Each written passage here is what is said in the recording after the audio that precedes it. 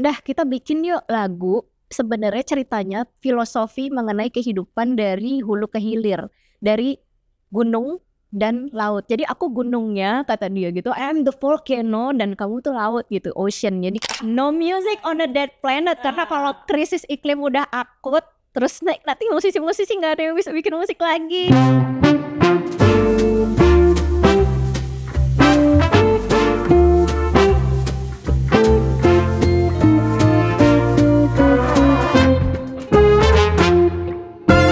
Sobat Green, bertemu lagi dengan saya Masita Kristalin di podcast Green Talks. Green Talks ini adalah podcast yang membahas berbagai isu sustainability, ekonomi hijau, dan juga pembangunan berkelanjutan. Intinya kita membahas semua hal yang hijau di Indonesia. Pada kesempatan kali ini, aku kedatangan tamu spesial dari Endah Endresa. Kak Endah, halo Kak Endah. Halo Kak Sita, baik-baik. Terima kasih ya udah datang. Sama-sama, terima kasih udah diajak. Nah, karena tamunya adalah Kak Endah, mungkin Sobat Green juga udah bisa menebak ya sebenarnya temanya apa. Tema pada kali ini adalah kita mau membahas bagaimana peran musisi dalam menyuarakan perubahan iklim dengan musiknya. Nah, aku pengen tanya nih ke Kak Endah. Kan kemarin dengar-dengar bulan April ke New York ya? Iya. Acara apa itu, Kak? Jadi sebenarnya ada program gitu dari UN Life dan bekerja sama dengan banyak organisasi lingkungan yang kemudian mencari artis-artis dari berbagai negara untuk berkolaborasi dengan artis namanya Nature. Jadi di Indonesia terpilihlah Endah Endresa dan Navikula. Jadi Endah Endresa, Navikula bikin lagu bareng dan memakai suara-suara alam dari si artis Nature ini. Dan kemudian kita bikinlah lagu judulnya Segara Gunung, dan kemudian rilis bersama banyak artis dari belahan dunia lain, dan kemudian launching di New York. Oh ya. Oh ya, tadi aku terlalu nafsu nanya-nanya New York ya, belum nanya. Mungkin Kak Endah boleh cerita sedikit soal Endah Endresa dan Navikula, dan gimana ceritanya kedua band ini bisa masuk ke dalam kancah perubahan iklim ya, sampai diundang ke New York segala. Mungkin background sedikit soal Endah Endresa. Oke. Ya, kalau Endah Endresa sendiri sebenarnya saya dan suami saya Mas Resa memang sudah lama bermusik dan kemudian menciptakan lagu-lagu yang sifatnya sebenarnya storytelling. Dan kemudian ada sebenarnya beberapa lagu yang implisit gitu ya, bercerita tentang kebakaran hutan atau misalnya bercerita tentang kehidupan di hutan atau di pantai. Dan kemudian banyak hal kemudian mempertemukan kami dengan banyak aksi lingkungan dan juga teman-teman di circle-circle lingkungan. Nah, sebenarnya dari situlah akhirnya kemudian bertemu dengan teman-teman Navikula dan terutama Robi gitu ya, untuk terlibat dalam satu kompilasi album yang isinya adalah teman-teman musisi yang memiliki kepedulian terhadap isu krisis iklim. Nah, sebenarnya itu tahun 2023. Disitulah sebenarnya kemudian lebih kuat lagi nih, ada ibaratnya teman-teman yang punya concern yang sama dan berkarya bersama, belajar juga bareng-bareng, yang kemudian bisa merilis sebuah album kompilasi namanya Sonic Panic di tahun 2023. Oh, ya. Itu yang pertama ya? Itu yang pertama. Kegiatan ibaratnya pertemuan teman-teman musisi-musisi di Indonesia lah gitu, yang melibatkan 13 musisi, ada Endah Endresa, Navikula, Tuan 13, Iga Masardi gitu, Bandrus Dolorju, terus ada teman-teman Guritan Kabudul dari dari Sulawesi dan macam-macam. Kemudian di tahun 2024 tiba-tiba mungkin sepertinya gerakan ini diwaro gitu ya sama dunia internasional gitu. Tiba-tiba kayak diajak untuk satu gerakan yang sifatnya lebih global, melibatkan kolaborasi artis-artis internasional gitu. Yang MDE ini. Betul, yang mungkin dari organisasi, dari lebih ke UN Life ya, yang kemudian bekerja sama dengan banyak organisasi yang menampilkan Nature as an artist gitu. Ya. Nah, mungkin Sobat Green yang belum tahu, dari tadi Kak Endah ngomongin Nature. Nature itu adalah artis ya, bisa dicari di Spotify, yang menyuarakan suara-suara alam yang asli. Betul. Nah, kemudian musisi seperti Kak Endah, Kak Resa, dan Kak Novi dan Navikula ini mengambil suara-suara Nature untuk dikolaborasikan di dalam musiknya. Betul, iya. Jadi karena memang itu adalah gerakan lingkungan yang global gitu, yang dimediakan melalui musik. Jadi memang akhirnya kolaborasi Enda Hendresa, Navikula mengambil suara-suara dari soundscape alam, dari nature ini kami mengambil suara dari artis soundscape namanya Martin Stewart. Nah kemudian kita taruh gitu, kalau dengar lagu Segara Gunung tuh ada bunyi ada orang hutan gitu, ada bunyi iya, ada bunyi laut, ada bunyi burung segala macam. Nah itu tuh diambil dari soundscape beneran, dia memang ke seluruh alam dunia untuk merekam suara-suara alam itu. Dan karena ini adalah gerakan lingkungan, jadi juga hasil dari stream, kalau misalnya kalian dengar Spotify dan streaming lagunya itu akan didonasikan untuk konservasi lingkungan. Jadi kalau kita dengerin nature atau menggunakan suara-suara dari artis nature ini, ya, uangnya akan digunakan untuk konservasi lingkungan. Betul, ya. Luar biasa banget. Jadi acara yang di New York itu yang menginisiasi awalnya UN Life. Yes. Kemudian di Indonesia sendiri ternyata teman-teman udah bikin sendiri even sebelum diundang ke UN Life. Betul, gitu ya. benar. Dan sekarang udah album kedua ya Kak ya? Iya betul. Jadi akan keluar album Sonic Panic Volume 2 yang melibatkan belasan ya musisi Indonesia yang akan menyuarakan krisis iklim nanti bulan November. Wah, menarik. Dan akan dibuka dengan festival. Betul. Di Bali. Betul. Oke. Nah, mungkin kalau kita perhatikan isu lingkungan yang harus ditangani presiden nih Kak, menurut anak-anak muda. Seru. Ya. Itu katanya the top 3 adalah polusi udara, pengelolaan sampah, banjir. Iya, ini benar banget sih top 3-nya. Hebat anak-anak muda sekarang, hebat ya. Sebagai warga Tangsel gimana? Itu jelas banget kalau warga Tangsel, polusi udara memang kalau nomor 1 aku memang sangat setuju ya. Itu jadi isu yang lumayan sekarang ini signifikan sekali karena memang lagi di peringkat atas nih untuk kasus polusi udara yang ada di Tangsel. Banyak sih sebenarnya karena banyak faktor ya yang mungkin nanti bisa dicari tahu kenapanya gitu. Tapi mungkin kalau misalnya ingin tahu ya selain memang kawasan industri, kemudian juga pengelolaan sampah kurang baik seperti kayak pembakaran ilegal, pembakaran aki ilegal juga ada, pembakaran sampah ilegal ada, kebiasaan masyarakat yang bakar sampah di mana-mana itu juga masih tinggi dan minimnya sebenarnya transportasi umum sehingga orang tuh kemana-mana ya memang naik kendaraan pribadi gitu. Iya, atau naik ojek, which is itu juga sama aja kayak kendaraan pribadi. Ya, jadi dan sebenarnya masih banyak lagi ya kira-kira yang menjadi faktor itu. Cuman memang aku beberapa kali tiba-tiba sakit batuk yang nggak sembuh-sembuh gitu. Mertua aku ISPA yang sebenarnya kayak kebiasaannya biasa-biasa aja, kayak nggak ada apapun yang berubah gitu. Cuman memang sepertinya memang karena kualitas udaranya juga kurang baik. Iya, memang sih kalau kita lihat beberapa survei, isu iklim itu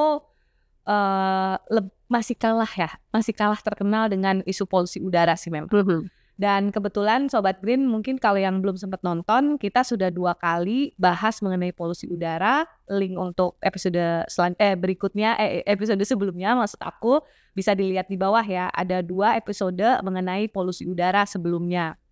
Nah Kak Enda, aku pengen nanya, kan Kak Enda ini banget ya, tadi sempat ngobrol di luar katanya sebelum bikin Enda Hendresa juga kan sebenarnya your North Star dan kebiasaan sehari-hari itu udah sangat peduli lingkungan ya. Boleh cerita sedikit nggak nih Kak? Iya sebenarnya mungkin kebawa dari kecil. Jadi ayahku tuh sempat menjadi dia bagian HSE di kantornya ya. Jadi Healthy and Safety Environment, dan kemudian punya sertifikasi AMDAL gitu. Dan kakakku juga aktivis lingkungan juga, dia bahkan sekarang lebih banyak ke hukum lingkungan, banyak riset-riset mengenai pencemaran merkuri lah, sampah dan segala macam. Dan aku dari kecil memang sudah terbiasa untuk dididik hemat energi, pilah sampah, terus kemudian kita kalau bisa bertanggung jawab terhadap makanan kita, nggak overkonsumsi dan kayak langsing ya. Jadi memang dari kecil tuh kebiasaan-kebiasaan itu tuh sangat terekam lah gitu, dan memang membiasakan untuk naik angkutan umum sebenarnya dari dulu gitu. Iya, selama jalur itu ada. Selama jalur itu ada gitu. Jadi memang oke, kita membiasakan untuk itu gitu. Nah kemudian sebelum Enda Hendresa pun aku juga dulu sering banget diajak untuk tampil di acara-acara LSM lingkungan. Kayak Walhi, Greenpeace, terus kemudian kakakku kerja di ICEL, Indonesian Center Environmental Law. Juga kadang-kadang aku juga diajak main situ, maksudnya main gitar sendiri nyanyi gitu dan mencari lagu-lagu yang ada isu lingkungan gitu. Jadi kayak nyari-nyari lagunya dan kadang-kadang karena aku diundang jadi aku ikut dalam seminarnya atau aku ikut kegiatannya supaya kayak jadi lebih tahu ini sebenarnya tentang apa. Nah, ketika ketemu Resa sebenarnya kita lebih fokus dengan konsep duo, banyak lagu-lagu yang storytelling dan kemudian secara implisit memasukkan hal-hal yang sifatnya lebih bercerita ya mengenai lingkungan gitu. Kayak misalnya startnya mungkin di album kedua tahun 2010 kita rilis album judulnya Nowhere to Go. Itu sebenarnya cerita tentang kehidupan di hutan, pantai gitu, yang di situ ada perihutan, terus ada monyet yang susah nyari pisang dan kemudian berbagi pisangnya ke yang lain, terus ada ibu penyu yang menitipkan telurnya ke pasir pantai. Jadi hal-hal yang bercerita seperti itu dan kemudian berlanjut dan kita juga sempat bersepeda kemana-mana di tahun 2017 bahkan bikin tur sepeda sendiri gitu ya. Sebenarnya karena memang for the sake of aduh ini enak banget loh sebenarnya kalau kita bisa sepedaan kemana-mana. Dari 2010 ya Kak? Iya 2010 terus 2017 kita bikin tur sepeda dan aku sempat kayak bikin semacam bike to stage. Jadi ke manggung tuh di 1 tahun itu kurang lebih tuh manggung tuh naik sepeda kemana-mana. Nanti nggak glowing tuh karena udah baju-baju udah dititipin sama tim ya. Jadi kayak pokoknya kemana-mana naik sepeda dan kemudian diadaptasi sama Synchronize Festival. Jadi Synchronize Festival itu ketika ngelihat video kami sepedaan dari Pamulang ke ke J Expo sekitar 30 km gitu kita sepedaan terus kita bikin dokumentasinya. Terus kemudian mereka mengadaptasi itu dan bikin Bike to Synchronize Fest. Iya, jadi memang kayak ada apa ya? Sebenarnya menyenangkan loh kalau misalnya kita memang bisa benar-benar bersentuhan langsung dengan alam. Kan bersepeda kan salah satunya itu ya. Transportasi yang cukup ramah lingkungan lah bisa dibilang gitu. Ya, jadi memang akhirnya kita ya ke sana gitu. Nah, kan Kak Enda, Resa sama Navikula, Kak Robi kan udah sangat in tune ya sama isu lingkungan. Tapi kalau kita lihat sebenarnya menurut Kak Endah tuh musisi perannya terhadap menjaga keseimbangan alam itu gimana ya Kak? Sebenarnya kalau musisi seniman ya seyogyanya atau mungkin naturalnya kan memang berkesenian membuat karya. Sebenarnya melalui karya itu adalah kita bisa menyuarakan keresahan, kegelisahan, atau ada sesuatu yang ingin kita sampaikan ke masyarakat, atau juga malah kita bisa menjadi penyambung lidah atas keresahan-keresahan misalnya orang-orang yang tidak tersampaikan gitu. Jadi memang fungsi dari kesenian itu sendiri adalah memang berbicara melalui karya gitu. Dan setahu aku dan mungkin sepemahaman aku adalah yang terbaik yang bisa kita lakukan sebagai musisi adalah mencoba untuk bisa bercerita melalui karya. Dan bisa meningkatkan kepedulian atau misalnya kesadaran dulu deh ternyata ada isu ini ya, ternyata ada cerita seperti ini ya gitu yang mereka mungkin dengar dari lagu gitu. Nah kalau Enda and Resa sendiri punya kayak isu lingkungan tertentu yang dipikirin untuk diatasi atau umum aja nih Kak? Sebenarnya nggak ada yang spesifik. Tapi kami sebenarnya senang bercerita tentang apapun gitu. Kayak misalnya ada satu lagu judulnya Monkey Song, cerita tentang monyet yang cari buah pisang tapi di pulau-nya nggak ada pohon pisang, susah banget gitu. Terus akhirnya dia harus kemana-mana dan dapat pohon pisang, dapat pisangnya tapi dia kasih ke monyet kecil yang nggak bisa manjat gitu. Jadi ada cerita cari pisang. Iya, terus kalau misalnya kadang-kadang aku juga suka cerita, ada lagu kami judulnya Remember Me di album kedua itu tentang ibu penyu yang menitipkan telurnya di pasir pantai, terus kemudian dia ke laut dan kemudian dia suatu hari dia berenang-renang di laut. Kira-kira kalau aku kembali lagi ke pantai, telur-telur yang menetas itu akan ingat aku nggak ya kalau aku ibunya gitu. Jadi prolog-prolog seperti itu kadang aku sampaikan di atas panggung yang sebenarnya ketika ada sebuah isu lingkungan itu jadi relate karena sekarang kan pantai banyak direklamasi ya. Jadi kayak aduh terus ibu penyu begitu pulang telurnya di mana? Itu kan jadi kayak sedih banget itu, jadi tragis dan ironis. Jadi ada hal-hal yang memang akhirnya kami sampaikan melalui lirik lagu untuk bisa bercerita gitu ke masyarakat dan masyarakat bisa menerimanya sebagai sebuah hiburan tapi sekaligus juga menyadarkan bahwa ada isu yang penting di sini gitu. Iya. Jadi peran seniman itu penting ya karena memang sih mungkin kita biasanya menyampaikan sesuatu tuh dengan fakta dan data ya. Tapi memang kalau mau menyentuh hati orang itu biasanya lebih mudah lewat seni sih.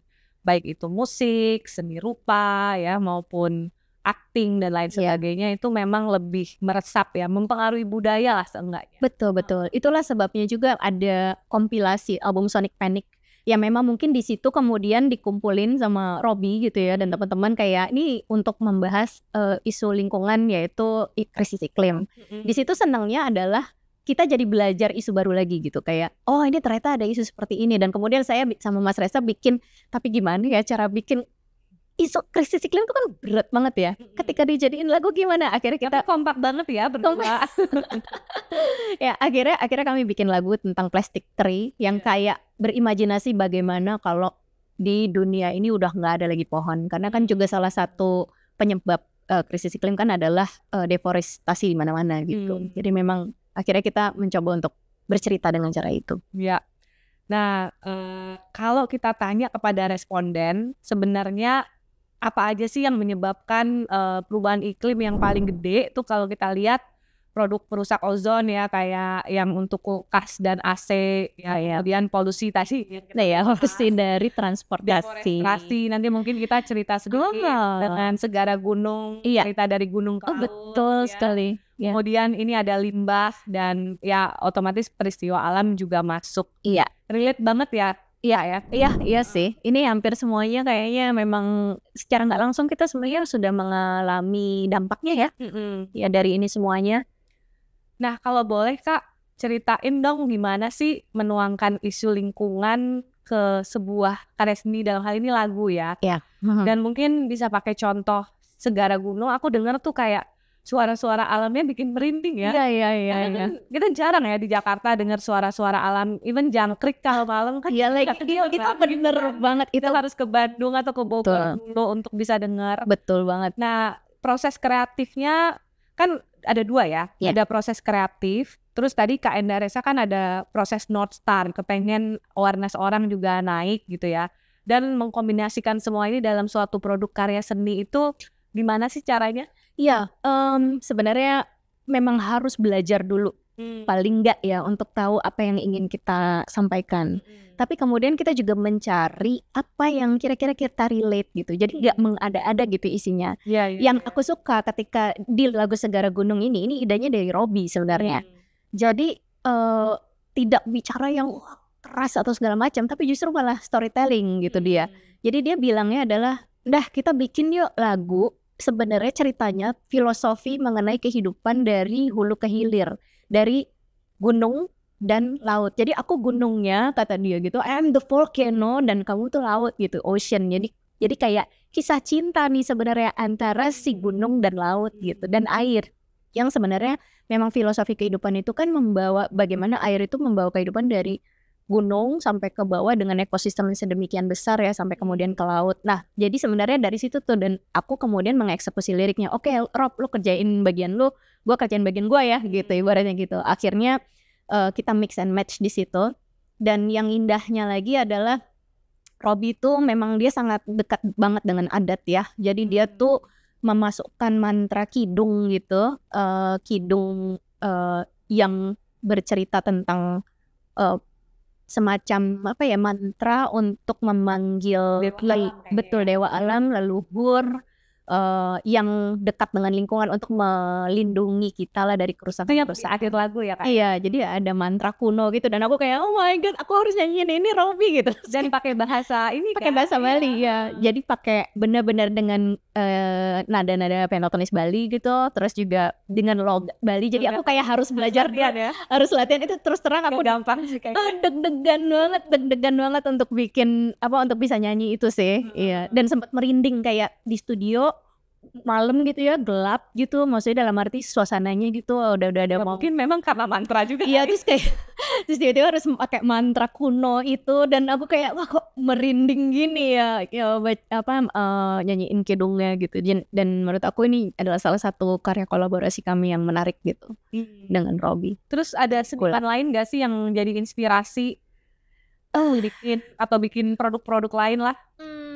Kalau untuk berbicara mengenai ini ya lingkungan ya, aku tuh suka banget sama Joni Mitchell.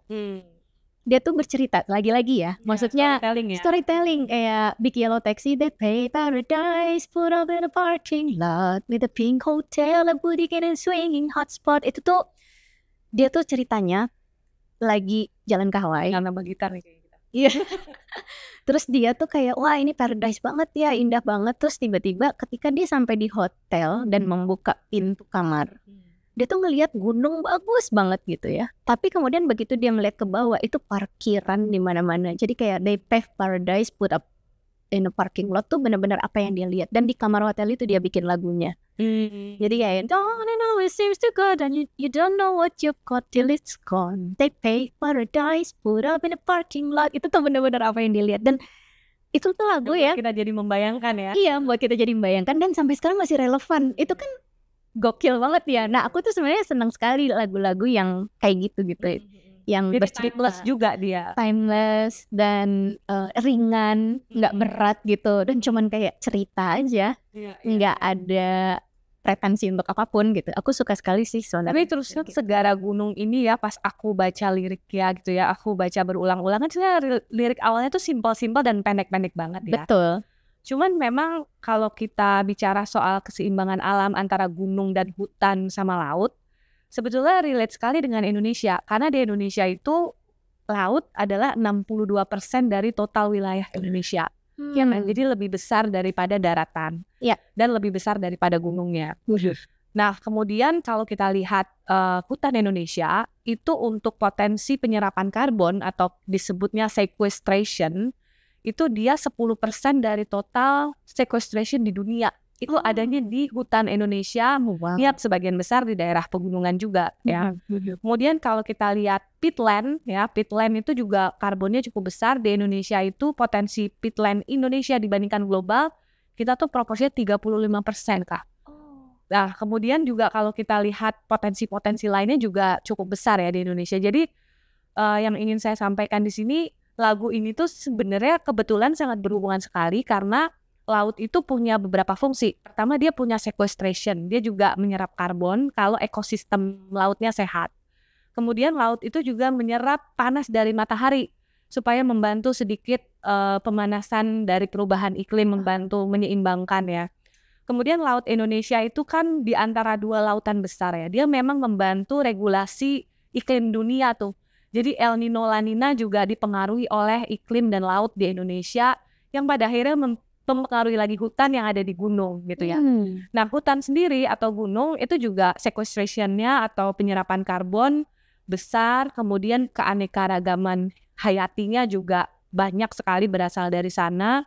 Dan memang keterkaitan antara hutan dan laut ya atau gunung ini memang sangat erat dalam membangun ekosistem yang lebih seimbang sih, dan terutama untuk melawan perubahan iklim. Keseimbangan ekosistem di antara kedua sistem ini memang sangat penting, apalagi di Indonesia hampir 50-50 bahkan 62%. 62%. Oh wow, iya. Ini lagu sangat-sangat Indonesia banget. Secara nggak sadar kan kita di mana-mana lihatnya laut. Iya, benar. Ya ini memang brilian sih, maksudnya Robby ya, dia mengangkat tema ini dan kemudian menambahkan mantra Bali yang seperti juga selain kita juga kembali ke akar kita gitu ibaratnya ya, di mana kita hidup dan kemudian juga mengingatkan leluhur kita bahwa sebenarnya kita tuh hidup tuh harusnya sangat dekat dengan alam. Iya betul. Iya, apalagi dengan bunyi-bunyian yang memang Robby pilih, itu memang bunyi-bunyian yang memang relevan dengan kehidupan yang ada di sini gitu. Iya Kak. Iya. Nah sekarang aku pengen beralih sedikit ke aksi perubahan iklim nih. Nah kalau kita lihat data, responden yang menjalani gaya hidup berkelanjutan proporsinya rata-rata orang banyak melakukan misalnya bawa tas belanja sendiri, hemat AC, daur ulang sampah, kemudian mencuci dengan air dingin jadi nggak perlu pakai heater, hindari plastik atau yang sekali pakai, kemudian kemasan tidak dipakai, beli produk organik dan lain sebagainya. Nah ini gimana Kak Endah? Kan ada cerita ya di Raiders misalnya. Iya ini hebat banget nih teman-teman anak-anak muda sekarang. Menurut aku sih generasi sekarang sangat care dengan eco sustainable dan segala macam. Iya. Jadi justru malah lebih banyak belajar dari mereka. Endah Henresa itu sudah sejak lama, mungkin sejak 2017 karena kan sebenarnya kami cukup banyak bergerak di sini juga.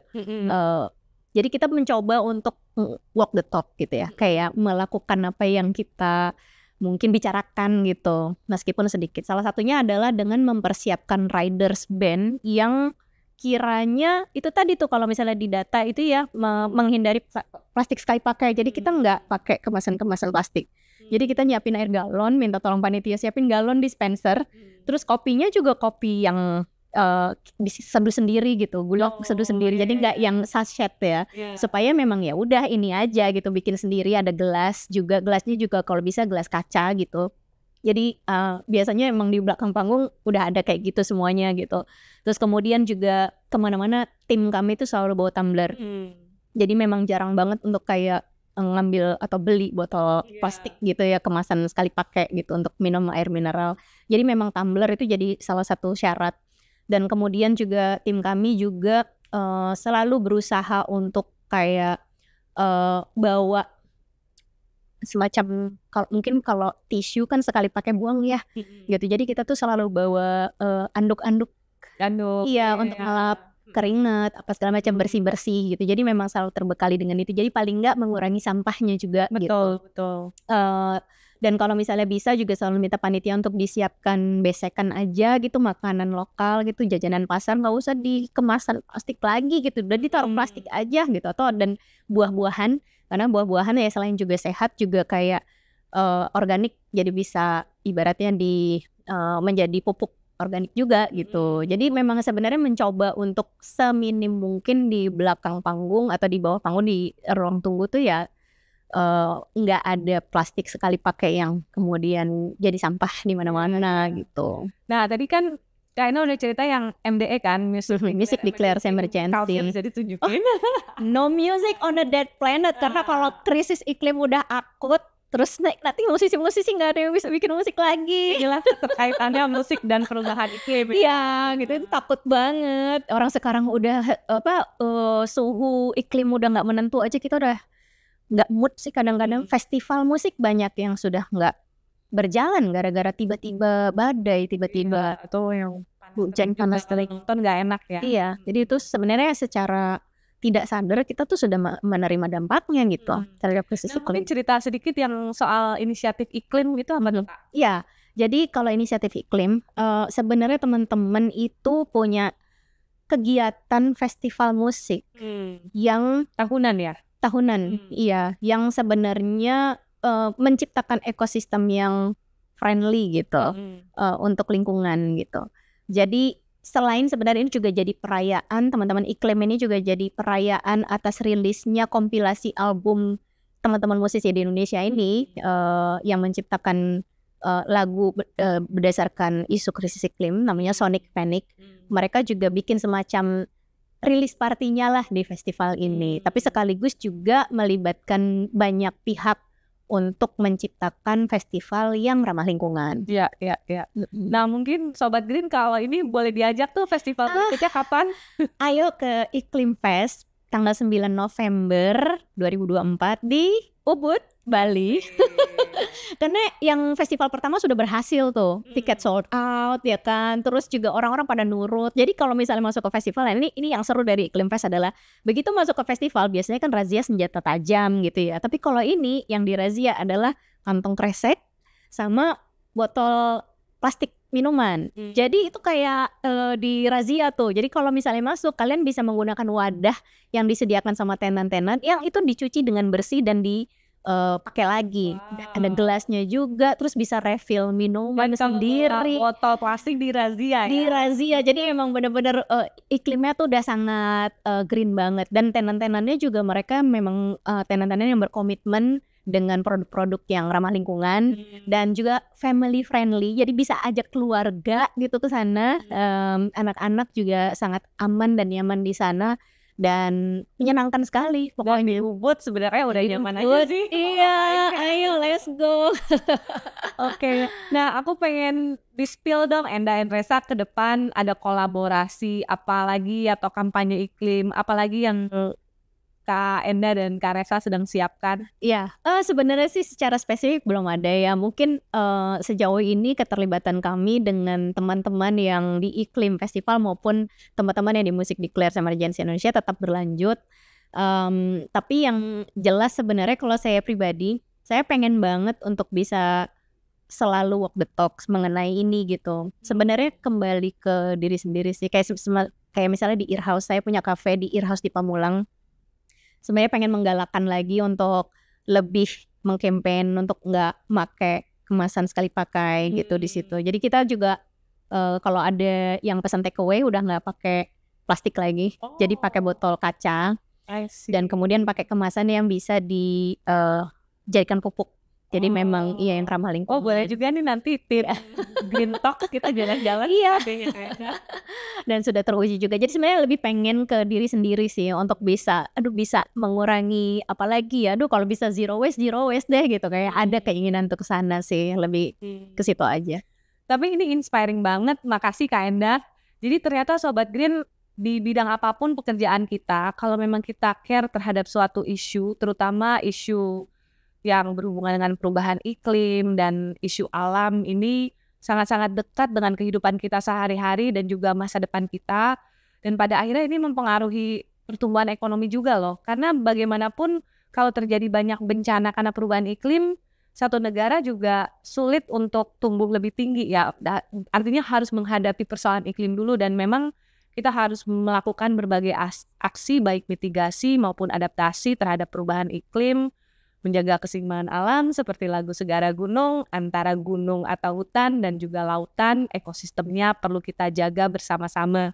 Nah, sebelum kita tutup, aku pengen dapat satu lagi dari Kak Enda, kira-kira pesen nih buat teman-teman Sobat Green, kira-kira apa kalau dari Kak Enda? Ya, untuk Sobat Green sebenarnya untuk membicarakan ini yang paling baik adalah kita mulai dari apa yang kita bisa dulu. Dari keseharian kita, nggak usah repot-repot, coba pilah sampah dulu, habiskan makanan yang setiap kali kita beli atau kita ambil supaya nggak terjadi overkonsumsi. Dan kemudian kalau misalnya bisa memungkinkan naik kendaraan umum, kita coba naik kendaraan umum. Kalau nggak bisa juga nggak apa-apa, tapi mungkin bisa joinan sama teman-temannya gitu.